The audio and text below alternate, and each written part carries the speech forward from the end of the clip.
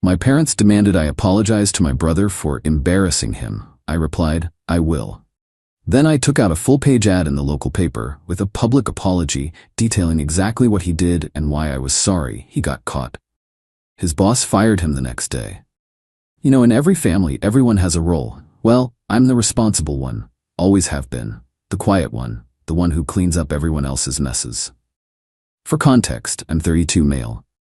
And then there's my brother Sean. He's 29, and he's the charismatic one, the golden child, the one who can do no wrong, even when he does.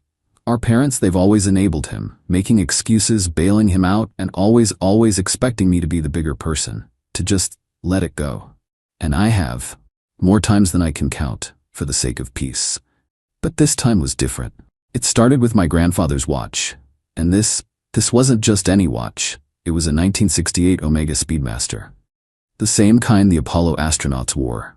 My grandpa was an aerospace engineer, and that watch was his pride and joy. He left it to me.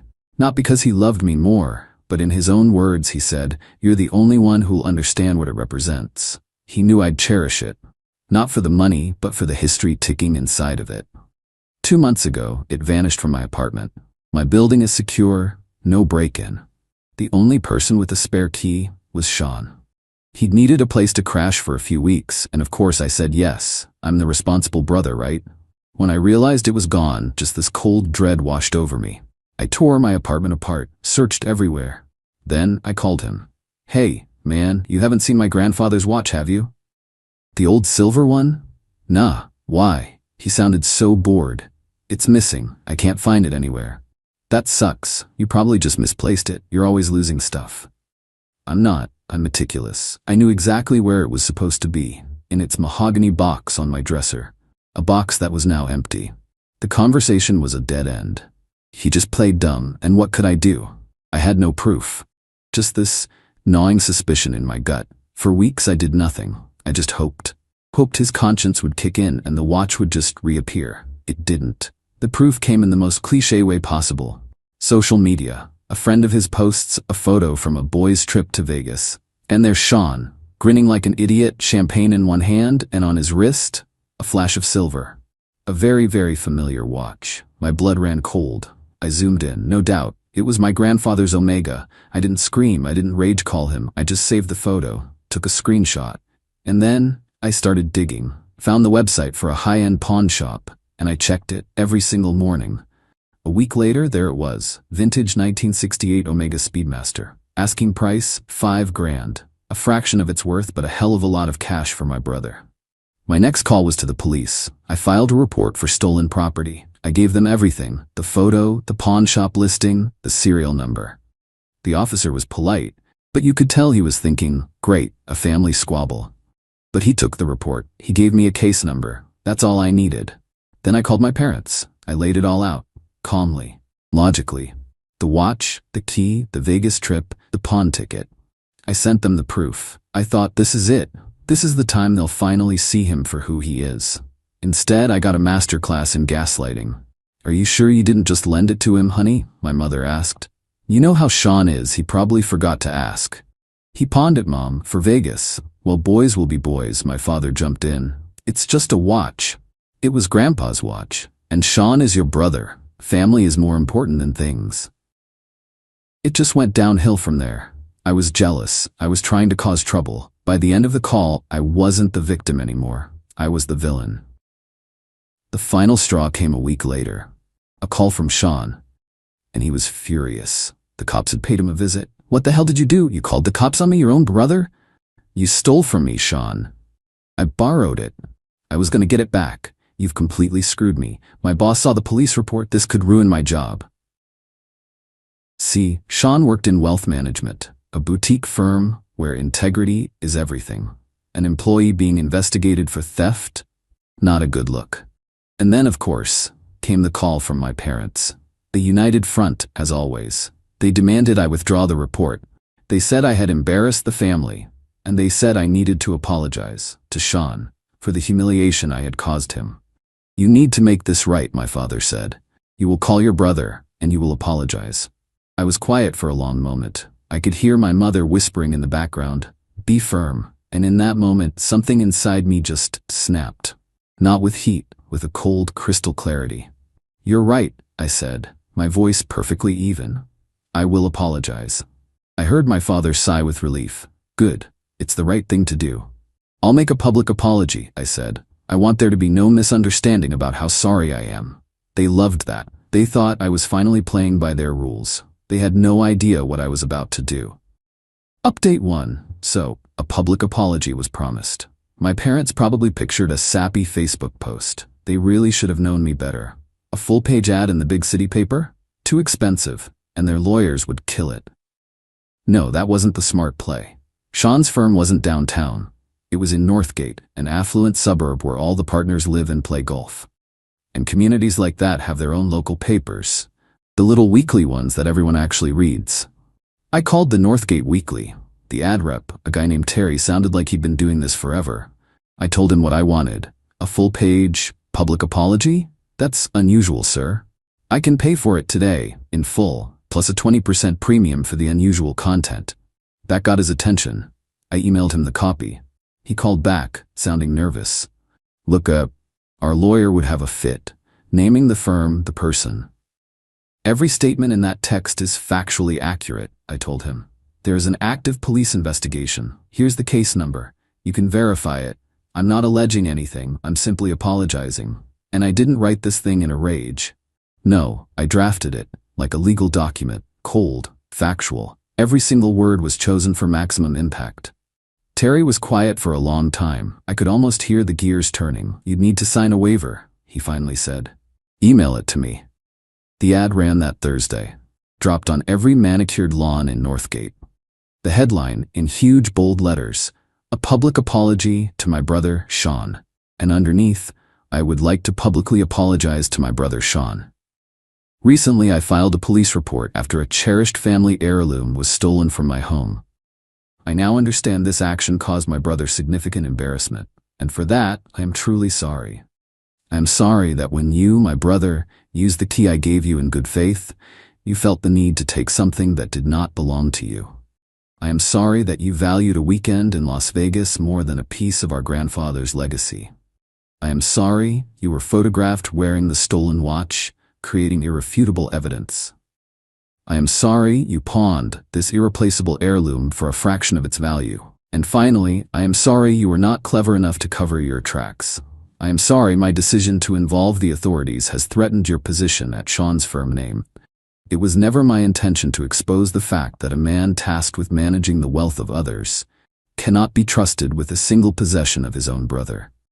I deeply regret the consequences. I hope this apology makes my position clear.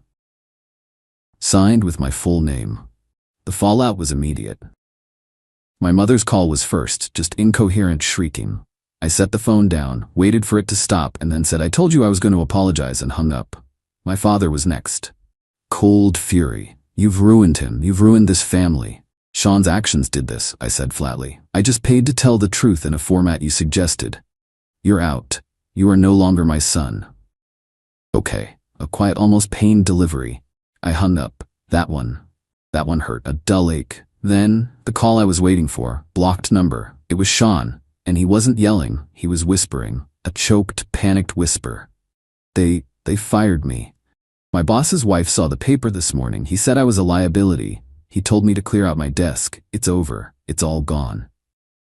I just listened. "Why?" he whispered. "Why would you do this to me?" "You asked for an apology," I said, "so I gave you one." I hung up. That night I got a voicemail from my Aunt Hannah. She wasn't angry. She just sounded so sad. "I don't know the whole story," she said, "but your mother is heartbroken. I hope it was worth it." And for the first time I wondered, was it? Update 2. The quiet didn't last. It was replaced by the grinding gears of the legal system and the profound awkwardness of being a family pariah. Sean pleaded not guilty. His story? I'd lent him the watch. He had an unexpected emergency in Vegas and had to pawn it, but he was totally going to get it back. He was painting me as the unstable one. It was bold. And my parents, they were funding it. They took out a second mortgage on their house, the house they were supposed to leave to both of us, all to pay for his high-priced lawyer. The full weight of it hit me at a cousin's wedding. I was basically a ghost. People I grew up with would see me coming and just turn away. My parents and Sean were there, of course, holding court, playing the victims. But the most surreal part, that came at the reception. My mother came up to me at the bar. She looked exhausted. "I hope you're happy," she spat, her voice low and full of venom. "I'm not unhappy. Your father can't sleep. Your brother's life is in ruins, all because you couldn't let go of a stupid object. It was Grandpa's. It's a thing. Sean is your blood." Her voice started to crack. "He told us you were always jealous. I see it now. You were just waiting to tear him down." I just stared at her. It was like listening to a stranger. "He stole from me, Mom. He lied, and you're mortgaging your future to help him lie better. Who's tearing down the family here?" She flinched. And before she could say another word, Sean was there, wrapping a protective arm around her. And he looks me right in the eye, and he smirks. Just this tiny little twitch at the corner of his mouth. But it said everything. It said, "See? They'll always choose me." "Come on, Mom," he said, all fake concern. "Let's not waste our time on him." And he led her away. That smirk, that did more damage than all the shouting. It confirmed everything. He wasn't just a screw-up. He was a manipulator. And this wasn't some clean victory for me anymore. This was a miserable, grinding war. Final update. The pre-trial hearing was a joke. Sean's expensive lawyer tried to get the case thrown out. The judge, this no-nonsense woman, was not having it. She looked at the evidence and set a trial date. That's when Sean's nerve broke. His lawyer must have told him, "You lie on that stand, you could go to jail." A week before the trial, the DA called. Sean took a plea bargain. No contest to misdemeanor theft. 2 years probation, mandatory counseling, and he had to pay me restitution. No jail time. And the watch was returned to me. I picked it up from the station a few days later. They handed it to me in a plastic evidence bag. It just felt cold. Tainted. I took it home, put it in its box. I haven't worn it since. I saw them one last time 6 months later. I had to get some old stuff from their attic. My Aunt Hannah, the family peacemaker, set it up. "They go grocery shopping at 2 p.m. on Saturdays," she'd said. "You'll have the place to yourself." Famous last words. I was hauling a box downstairs when the front door opened. They were home early. We all just froze. The house felt hollowed out. You could see the financial strain on their faces. "Are you happy now?" my father asked. His voice wasn't angry anymore, just empty. "It was never about being happy," I said quietly. "It was about what was right." "Your brother is a bartender now," my mother said, her voice flat. "He lives in a tiny apartment." "You did that. He did that," I said, but the words had no force. Then Sean came down the stairs, and he just looked smaller. The swagger was gone. He looked like a tired man in his late 20s. He met my eyes for a second, and I saw something that wasn't defiance. Maybe it was shame, maybe just exhaustion. He didn't say a word, just walked past us into the kitchen. I grabbed my boxes, and I left. That was a year ago. I haven't spoken to them since. My Aunt Hannah gives me updates sometimes. Sean's still bartending, still going to counseling. My parents are still struggling with the debt. And me? My life is quiet. I have my job, my apartment, I have the watch sitting in its box. So I won. I guess. I used logic and truth and I won. Sean faced consequences, but the win feels hollow.